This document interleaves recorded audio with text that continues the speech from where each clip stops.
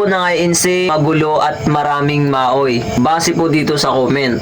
Yun na nga mga bossing, marami po talagang ganyan. Hindi po yan maiwasan sa isang rally, mga bossing. Lalo na mga bossing kung hindi naman po siya INC. Alam naman po natin kapag INC po ang mag-rally, napakapayapa po yan. Wala pong gulo yan. Kaya kung mayroon po kayong nakikita o napapanood na ng gugulo sa rally po mismo ng INC, matik, hindi po yan kapatid. Hindi po yan miyembro ng INC. Kagaya po nitong video na to, panoorin nyo mga boss, mga kapatid. May intention ka mga gulo, kaya hindi ka pinatadaan. Yun nga po. Wala pa kayo station siya ng gulo, sir. Nakiusap. Hindi. Huwag kang mag-ulit.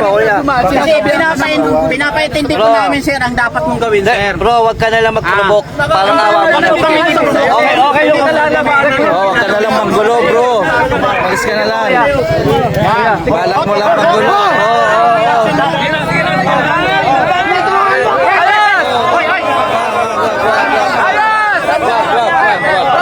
Bayaan nyo siyang umalis. Bayaan nyo lang. Umayas ka dito! Ayaw. Umayas ka na. Umayas ka na. Umayas ka na. Umayas ka na. Umayas ka na. Malis ka na. Panggulo ka dito eh. Wag kang manggulo, bro. Wag kang manggulo. Kala mo ha? Kala mo. Wag kang manggulo.